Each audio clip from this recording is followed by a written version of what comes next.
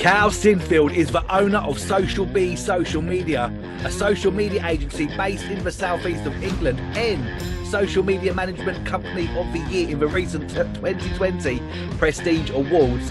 Cale has a background in sales and marketing and managed a call centre for 10 years at a time when social media was becoming a big way in which customers communicated. And 4 years ago, after redundancy, Cale launched his business and then a year later purchased his second, which is part of a well-established franchise, The Best Of.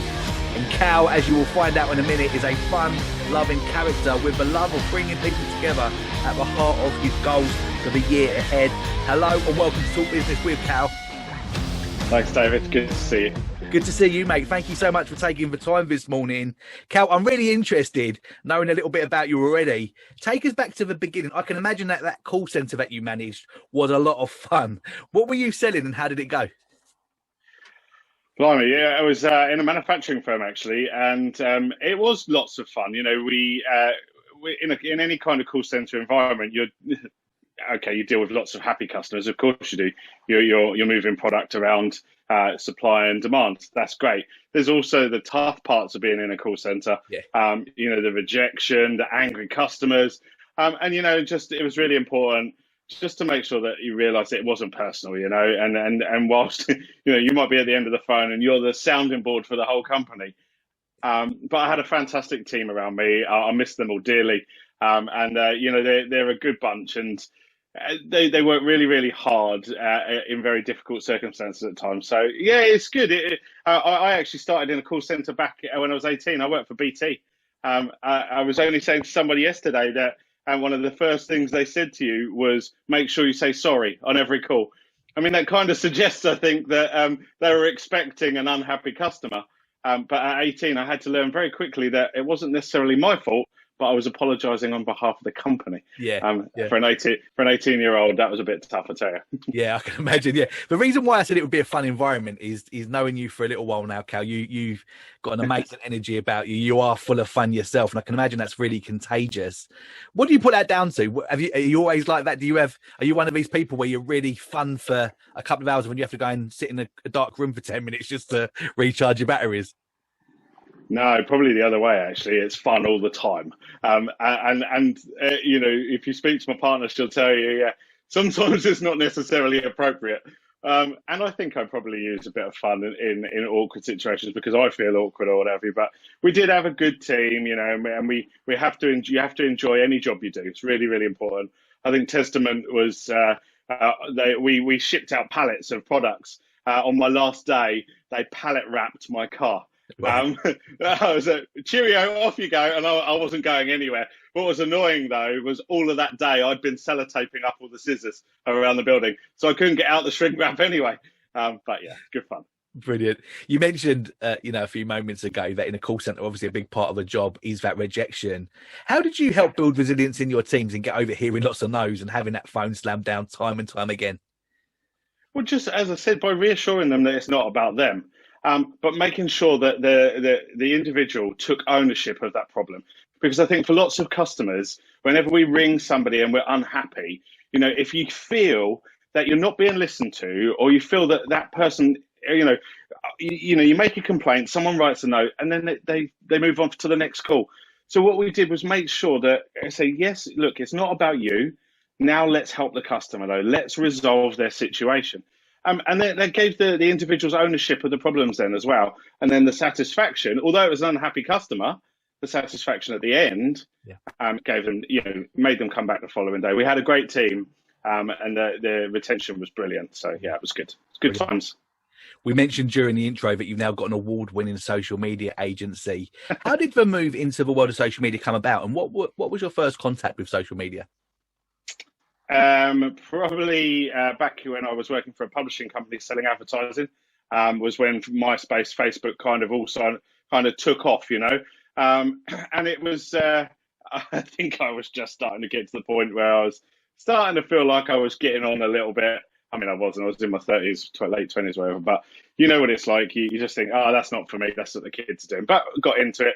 And as things have progressed, the sales environment has had to change. My background has always been about customer service.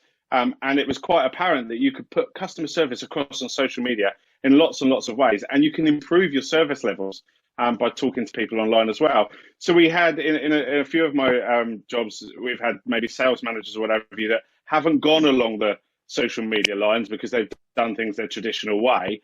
So I always was the guy that put my hand up and said, "Oh, I'll do it if you like," and that's how it started. And did training. I was, very grateful for training that was provided and so on. And that's kind of how it started. Then local, I've managed the local half marathon, social media for 7, 8 years now, and that's kind of how it started. Yeah. Yeah. So how did you begin to realize that the power of social media could be turned into a business? And what are some of the most exciting case studies that you've helped manage? Power of social media. Well, basically about 4.5 years ago, I come to the end of a contract with my current employer. We decided to part ways, and it was a part of my life that was just a bit bumpy. And I went to visit my sister, and we got talking about what I was going to do, and she dared me to launch my own business. For anyone listening that knows me and my sister, she's dared me to run my own business. Dare say I was going to go away and run my own business. But with her help, we put a business plan together, and the Social Bee was launched. And crikey, little old me with a laptop, corner of a lounge. Everyone that came around to my flat would know what that looked like, and it's very, very different today. The power of social media. What's strange was at that time I started networking as well. 4.5 years ago when I first started going out into the networking world, and it was quite apparent that the similarities between face-to-face networking and social media were huge. And because I was practicing my networking skills, I could just do that online. And that's silly things, like someone LinkedIn messages you, reply. It's networking and it's conversation building, and probably your readers will suffer. But by the end of this, they'll realise that I don't shut up. So it was a good transition for me, definitely. And what are some of those, sort of case studies that stand out in your mind? You've been doing this for 4.5 years now. What are some of the most successful sort of clients or campaigns that you've run? The Hastings Half Marathon definitely has been one of them. We've grown the audience massively. They've had such a tough 18 months, all run by a charity. It's been so difficult for them because they've had to cancel races. Like lots of people, it's been very difficult. Crikey, who have we looked after? We've got one very exciting one at the moment that is a national business selling products worldwide. And that's very, very. I'm actually not allowed to tell you who they are, which for little old me, when I got the details saying you're not allowed to discuss this, in a strange way was quite exciting. But we've dealt with office stationers, accountants, builders, painters, and decorators. Our social media is suitable for everybody in any business. It's about finding how to get that message across in their particular way. I've got tons of testimonials, and it's so heartwarming when people will say thank you. I don't think I noticed it as much when I was employed, but being self-employed, it's really lovely. Brilliant. You mentioned that obviously your sister dared you to start up your own business. What was life like? Did that surprise you? Was you entrepreneurial growing up? Like, was you one of those kids at school knickers and bubble gums in the playground? No, not at all. Do you know what? Growing up, and thankfully from my previous employer, I was able to train as a manager, and that was all I ever wanted to do. I wanted to manage people, and not even necessarily for the right reasons. I think it was because I wanted to boss people around, but quickly learned that wasn't the way. And I've learned along the lines of, from different employers, how to do it, how not to do it, when to put an arm round, and so on. So that was all I ever wanted to do. And Christ, the first year of owning my own business, oh my God, that was tough. I wasn't ready for it, David. I wasn't entrepreneurial at all. Although I think that's probably how I felt. I think 4.5 years on, people will tell you that I am, because I now just don't say no to any opportunities. I tell you, the biggest shock for me was my first sale. When I'm running my own business, my first sale. Where's the order form? Where's the invoice? I've come from a background. I was very fortunate in that I've had good teams around me. So when I was selling newspaper advertising, for example, I'd go in, see the client, agree a deal, Go back to the office. Paperwork would go in the tray. So then someone would go off and do the artwork. Someone would go off and do the invoice. Someone would go off and do this, that, and the other. And I would next see it on Friday when the newspaper came out. But when I was running my own business, it was like, I don't even have a printer. How am I going to do an invoice? So quite quickly, it became quite apparent of, Jesus, Cale, what you're doing. But if you're going to do this, right, you need to start thinking about it, because it was a knee-jerk reaction. It totally was, but one that I look back and I'm able to smile now because it's quite funny. Yeah, for sure. What are the key differences between all of the main social media platforms, and should every business be on every single one of them? Blimey, key differences. And should businesses be on all of them? I did a workshop yesterday and I answered a very similar question. It depends on you and your business. It depends on what your business does. It depends on where your audience are. I think it's very, very important, is that you check with your audience which platforms they're on. Just because as a user you might like Instagram, it doesn't necessarily mean that your products and services are suited to Instagram. But maybe your audience isn't on Instagram. Let's say you're a young person. It sounds a bit stereotypical, really, but you're a youngster launching a business and you love TikTok. So you're out there recording TikTok videos and so on. But your products are for the older generation. You're going to miss it. You'll miss the opportunity. The difference between them, obviously, the sheer numbers on Facebook you can't get away from. It's where everybody is. But LinkedIn and Instagram the numbers are catching up on Facebook. Don't discount those, definitely. Yeah, brilliant. How many times should someone be posting per day, and is it okay to duplicate the same content across all of the platforms that you're on? Do I think that's a really tough one, because with algorithm changes, you used to be able to get away with once or twice a week, and that be not. That wouldn't be enough, to get a strong message across, but it certainly would be enough to keep you ticking along. You've got to be posting daily now, at least. But, what's really, really important is what you look at that content is. Because if that is daily sales posts, it's going to fall on deaf ears. Your audience are going to get bored, and the algorithms are going to say, look, this is not what our readers want to see. It's really interesting, the conversations I've had in the last few weeks about how the algorithm, in particular on Facebook, is just stopping everything going, getting seen. However, then when you start having a bit of fun, or you start being a bit more personal, the change is huge. One of my clients, it's product, and then there was a picture of the couple outside their shop. Product. Then there was a customer testimonial, and we were looking at the analytics. And it's low, peak, low, peak. And when you look, it was like, right, what were the peaks? It was people. Yeah. So message on everything is, if you can make anything relatable to your audience, whether it be fun, friendly, personal related, that's going to be your winners, definitely. Yeah. Anything that is not, we're sick of being sold. David, for the last year and a half, everyone was online. Of course they were, because we weren't allowed out of our houses. But that means for a year and a half now, we've been sold to constantly via our social media channels. I think the general public are pushing back. Yeah, definitely agree with that. And on the personal thing as well, I mean, we recently bought a pug.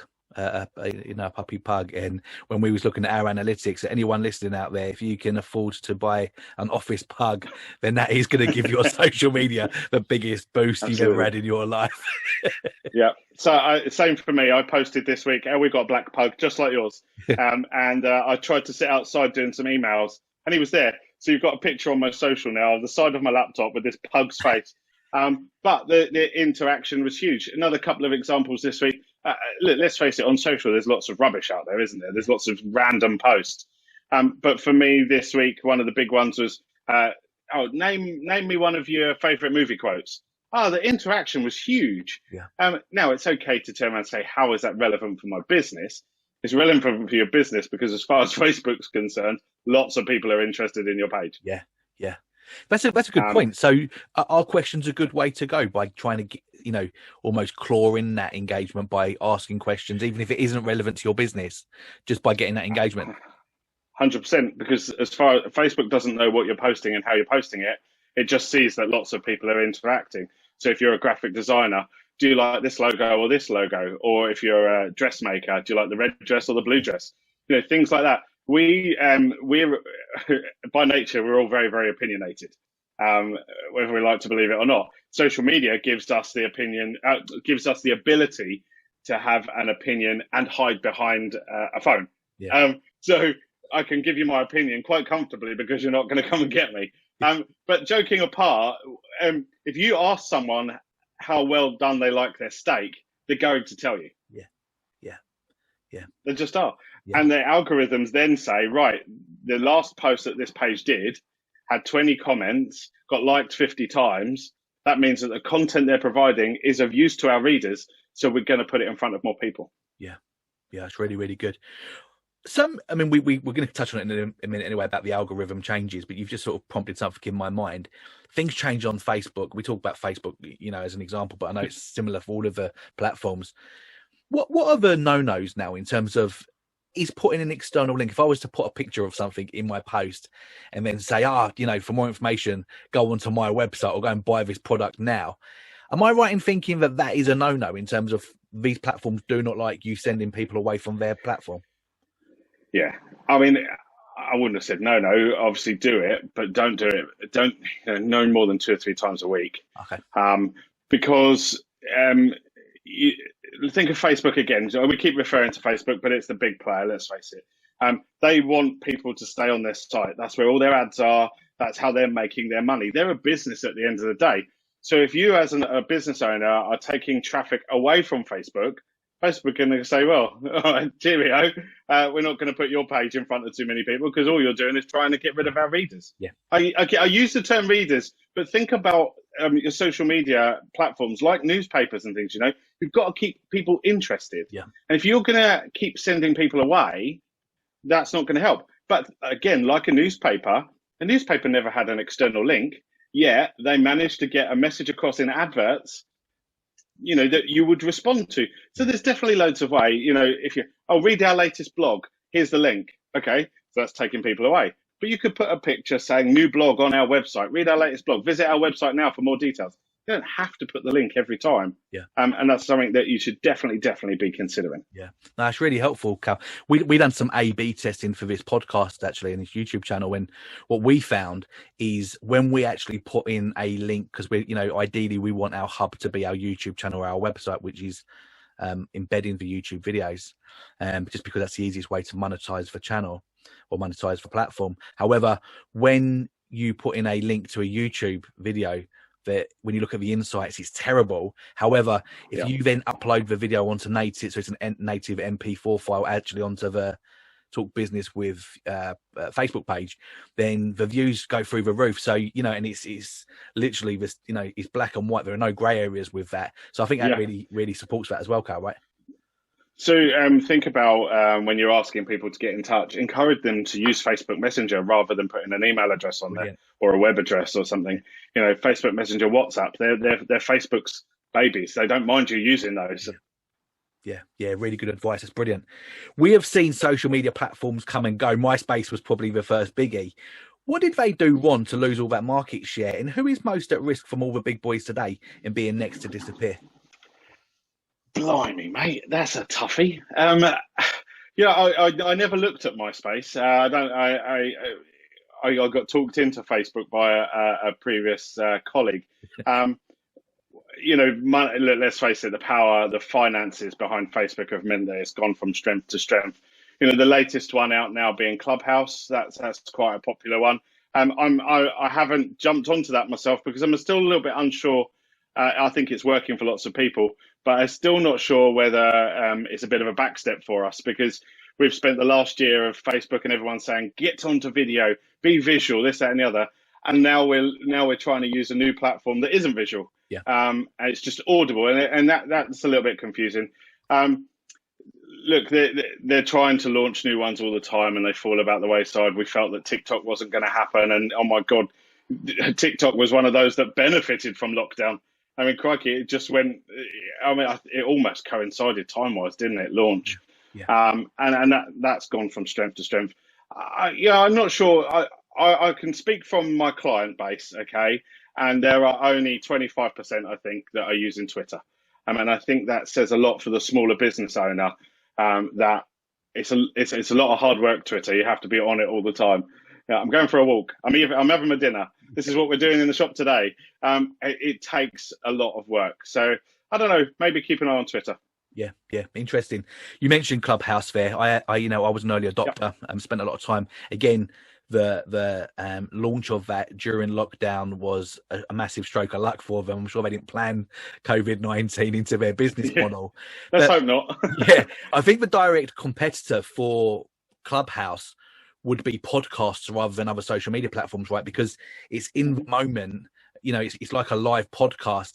The downside to Clubhouse is there's no archive of what you do. You could be in a room for 4 or 5 hours. You could give some of your best golden nuggets. You could be speaking like the best motivational speaker, Tony Robbins-esque, but unless anyone was in the room, it's gone.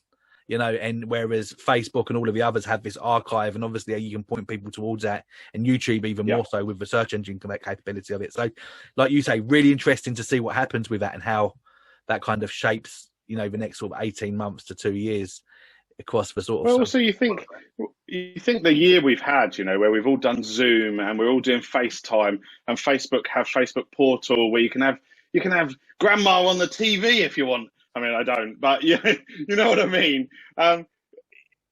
Then to suddenly go to something that isn't visual just seems a little bit of a side step or a back step. I mean, but look, I haven't used it, so Cale, you're saying this from a place of being very handsome. See, whereas Clubhouse for somebody like me is absolutely ideal being audio only, right? Jesus, I'm going to end up looking like this if I'm not careful. So handsome, behave. I'm not paying you enough. Next question. We spoke a little bit about algorithms. Algorithms seem to change all the time. Just when you think that you've conquered Facebook and you know what's going on, they seem to change something. What's the best way to keep on top of what's happening? But before you tell us about that, let's hear from our sponsor. EKM's mission is to enable small and medium-sized businesses to succeed online. I absolutely love working for EKM. It's definitely a job that doesn't feel like a job. I've seen EKM grow from that tiny office that we had in Darwin to the huge campus that we've got in Preston. It was a shame that we had to start working from home, as the office was a real lively place and full of really talented people that I got to work with.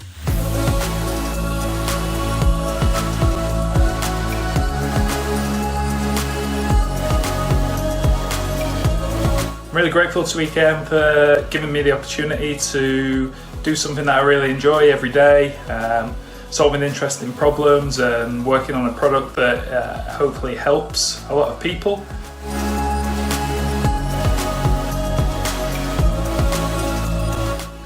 Whilst we've all been working from home, EKM has done such a good job at making everybody still feel connected. From daily catch-ups with your team and other EKM colleagues to Friday night socials like Murder Mysteries, Virtual Crystal Maze and so much more. Thanks for keeping us all going, we really appreciate it. Amazing achievement for the whole team. It really is amazing, isn't it? It is.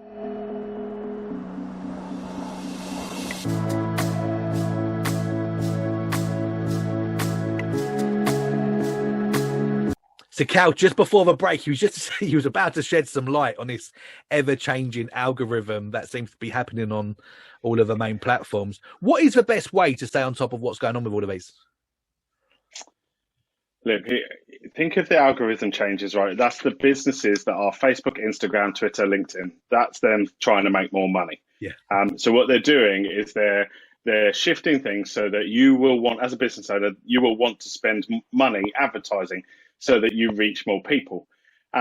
But what we've already talked about and we've seen actual responses is that if you are more personal and you show a personal side to your business, the algorithms won't see, they'll miss that stuff. Your audience will keep interacting. They'll keep getting engaged with your posts. So keep them regular. Keep check in every day with your audience. Look, we have huge, I'm not practicing what I preach here, but we have a huge opportunity to update our social medias daily. The sun in the sky looks different every day. It's a different colour. So that means your shop front would look different every day. Or you might attend a meeting in a different location every day, or you might buy something different from a different shop for lunch every day. So you have plenty of content that you can put out there. And none of those things have got external links that are going to upset the algorithms. They're not repetitive that are going to upset the algorithms. So how do you get around them is you keep fresh, you keep new, keep it constantly moving. Update people with what you're doing. I hope you don't mind, but I put a post out this morning saying I was looking forward to speaking to you. Now, why did I do that? Okay, I wanted to give you a plug on what you're doing. I wanted to give me a plug on what I'm doing. I wanted to put some fresh content out. It shows people that they might want to listen to me and you out on future podcasts, so you'll be grateful for the extra advert. All things like that you can keep it fresh. You can keep doing different things. And at no point am I, sending people away from the social media platforms. Yeah, it's really good stuff. We know, it's such a key part of due diligence that people do, certainly on considered purchases. You're about to buy a kitchen. A lot of people will check out that company's website, and then also they'll check that company's Facebook page as well. And there's nothing more off-putting than seeing a company that hasn't posted since 2016, or they've only got 4 likes. It could really put you off on the purchase. So we know social proof is very important.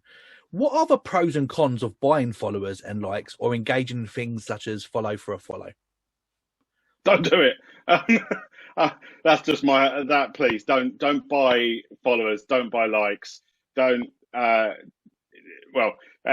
algorithms pick up the hashtag follow for follow straight away, so that's a no. Don't do it.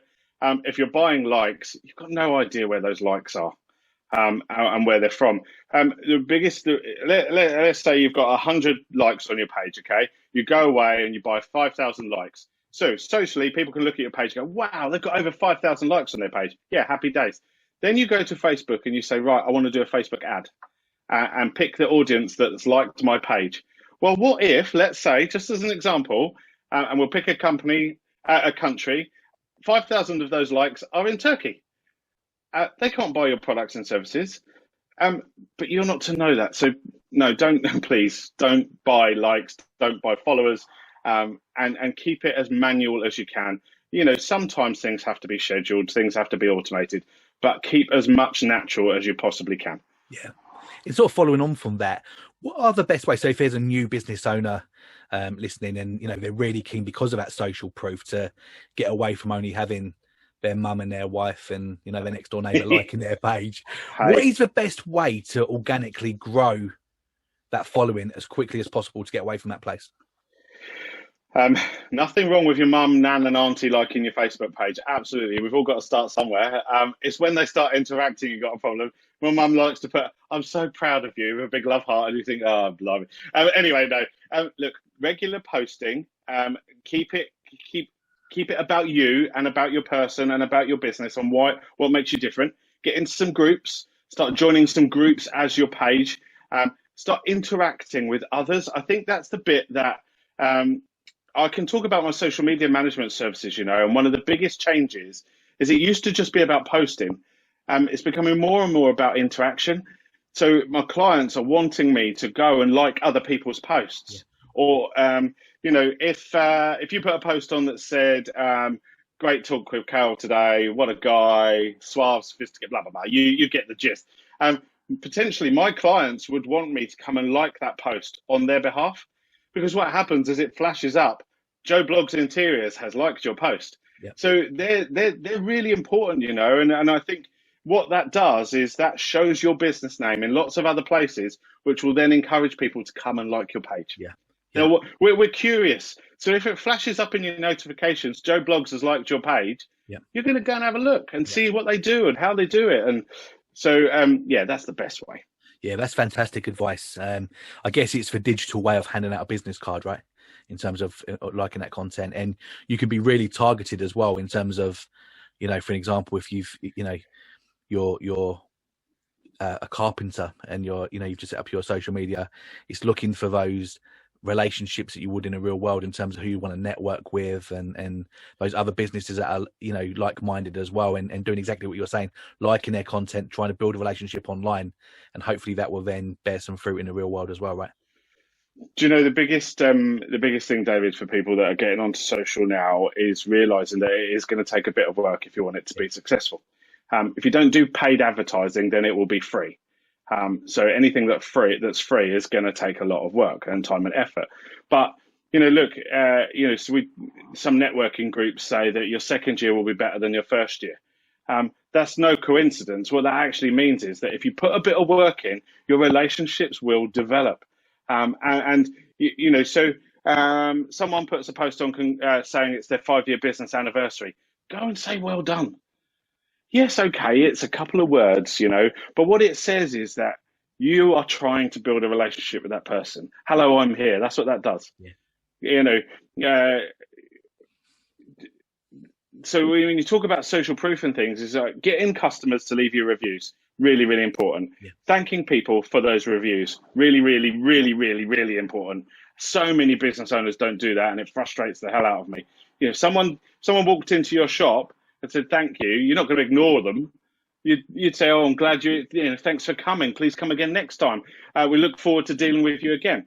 So reply to get reviews, reply to reviews, and then interact with others. Talk to people. You will soon spot. Let's use LinkedIn as an example, right? All these automated messages you're getting. You'll soon find out who the people are, because when you reply, "Hi, thanks very much," blah, blah, blah, if you get an automated, I love it when it comes to, "Morning, Dave. How are you?" I say, "Well, I don't know who Dave is, but good morning."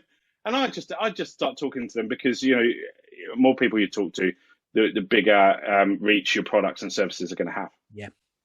If a company owner was listening that was still hesitant, despite all of the benefits you've just been speaking to about, Cale, to get their business online, and you could directly pitch to them right now, what would you say to them? Well, look, it'd be a long conversation about what their products and services are. Why are they wanting to go online? Is it because people are telling them they should, or they actually want to do it themselves? It's always going to be difficult if they've got no interest in social themselves, and that's when they might want to get someone to do something for them. And pick one that you either like, or you think, or where your customers are, the one that your customers are using, and then look at the others. Don't just launch your business and say, right, I'm going on Facebook, Twitter, LinkedIn, Snapchat, Instabook, and the lot, because you'll just create yourself a headache, and you'll do a bad job. I mean that in the nicest ways. You said just now, imagine Googling someone and finding that their Facebook hasn't been updated for ages. Think about that from the concept of how our last 14 months have been. If I go on to Google, search up a business, and the Twitter account hasn't been used for 3-4 years, to me, that would say that the business has gone bust. But they're flourishing. They created a Twitter account. They're now not using it. For the same. So then for the new business, just pick one.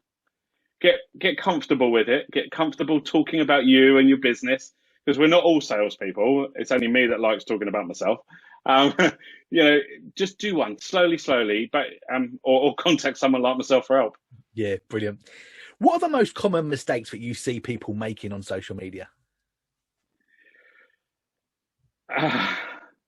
Well, look, doing a quick rushed job, it can often be quite apparent. A text update is not enough these days. There needs to be a picture or a video.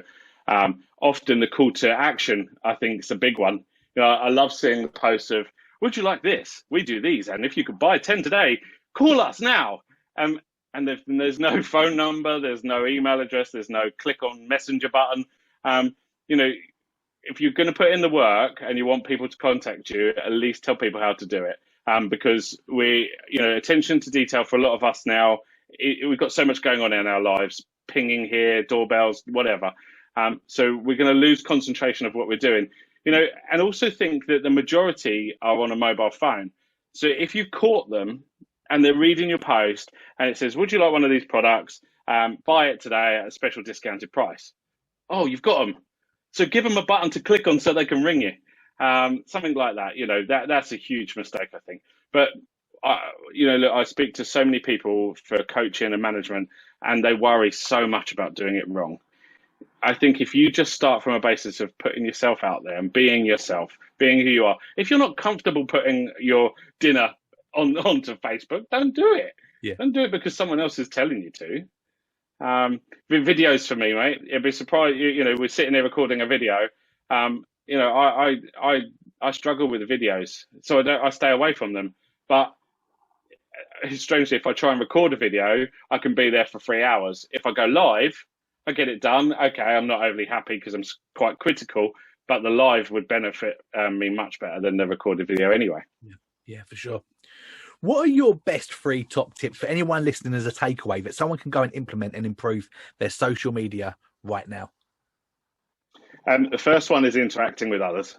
If you can do that as your business, start talking to others as your business page, then that will be really quite beneficial. Liking posts on, go away, like 5 a day if you can, and just that will be enough. We've talked so much about the personal stuff, the pictures of the dog. I had one of my most popular posts last year was a leaf falling off my plastic plant. And I remember putting online saying, geez, it must be cold outside. The leaves are falling off the plastic plants. And the interaction was absolutely huge. It doesn't come naturally to everybody to think, oh, I'm going to put that on social. But if you can start thinking that way, then that would be really, really helpful. And the third thing I think would be consistency. Yeah. If you're going to do social media as part of your marketing mix, stick with it. Don't dabble for a week and think it didn't do anything, or my page hasn't got 5,000 likes, so I'm going to give up. Oh, 4 things. Sorry, I know you asked for 3. Don't get paranoid with page likes. Yeah. You're better to have 100 people buying from you than 5,000 people that aren't. Yeah, brilliant. We've already spoken so much about the benefits of being on social media, and we know that you're an expert and you can help pretty much anybody. But I'm interested, what types of businesses are your actual perfect customer? Who do you want to work with? I love working with tradesmen.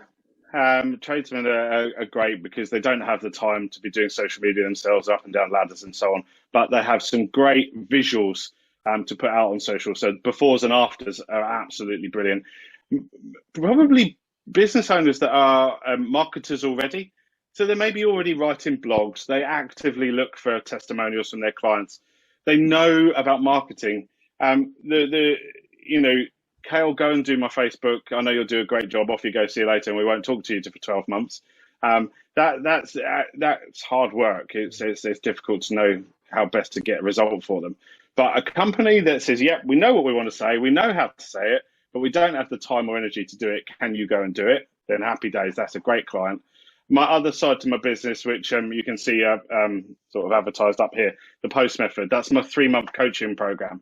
That's probably my most popular service now. We do one-to-one coaching with people. And the ideal client for that is the control freak. They want to do it themselves. I want to do my social media. I want to know what's going on it. I want to put out the post myself, but they haven't got a clue what to do, or where to start, or what to say. They're the ideal. Anyone, I use control freaks. A friend of mine said a control enthusiast because she didn't like the word freak. But David, lots of people do want to do it themselves because let's face it, we've both had businesses that have been small and we have wanted to do it ourselves. Yeah. So if you're struggling to get social media up and running for your business, then we should definitely have a conversation. Yeah. So that's very much in line with, if you give a man a fish, then he eats for 1 day. But if you teach him how to fish, then they eat forever, right? There you go. Apparently so. You can have that. Whatever you say, boss. Yeah.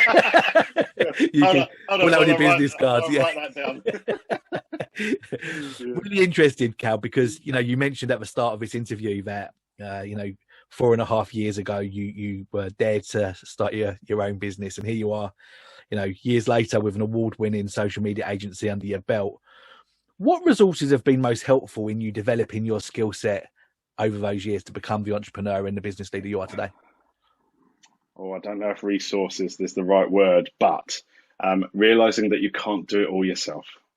When I talked earlier on about having to find my own invoice and create an invoice and things, I have a bookkeeper now, and a very, very good one. Now, that doesn't make me Flash Harry or anything. What that means is I've identified what I can't do, and that was going to the bottom of the pile every single time. And I've got help, and it's not expensive, because when you balance it all out, it works out really well. I've got a business coach. In fact, I've got two. I'm very lucky. And that's the thing, get help. You can't do it all yourself, even when you think you can, because you will have things that you're really, really good at. And like me, you will have things that go to the bottom of the pile. Those things are, for a small business owner, as I've found out, even though they're at the bottom of the pile, they're really, really important. And if you're not going to do them through procrastination, or you can't do them, or whatever it might be, there are plenty of people out there that can. I've done networking. Face-to-face networking has been great. Obviously, the last 14 months or so is all via Zoom and things, but that's been really good as well. And being open to opportunities. You come to me, Dave, Cale, let's do a video. I could have said no. Of course I could have. I'm busy. It's bonkers. But taking opportunities when they're presented to you, I think are really, you say yes, and you never know what might happen. Yeah, definitely. Cale, as always, I always enjoy speaking to you. I always come away feeling happier than I did before I spoke to you, and infused. Thank you, mate. The last half an hour has gone really quickly. But before you go, do you have any closing thoughts? And also, what is the best way for people to keep in touch with you? Keep in touch with me. Well, with a name like Cale, C-A-L-E, you can't go wrong. You can Google me, Facebook me, whatever, and chances are you're going to find me. So please reach out. I'd love to hear from you. And I'm always offering, the chance to Zoom call with total strangers, because I love finding out about what people are doing. And I've learned so much from others just by having random conversations with strangers. Closing thoughts. Thanks for the opportunity. This is clearly what we should all be embracing as business owners, is the opportunity to show ourselves. We talked all the way through, haven't we, about social media posts being about you and your business. There's no better way to do that than by talking to someone like yourself. Yeah, brilliant. There you go. And, lovely plug there, Cale. I love that. That made up for the fact that when I asked you what resources you have helped you develop, you didn't mention Talk Business with during that. So, you lost a point for that, and you gained it back here. So well done, mate. Okay, fair enough. All right, you're fair play. Brilliant. Speak to David. He's amazing. Cale, thanks again for your time. We're going to make sure that we've got the links to the post method and to your social media agency, plus all of your social media and platforms, so that you can see what a good platform looks like in the description below. Thanks again for your time, mate. I really enjoyed it. Thanks, David. Good to see you. Take care, buddy. Yeah.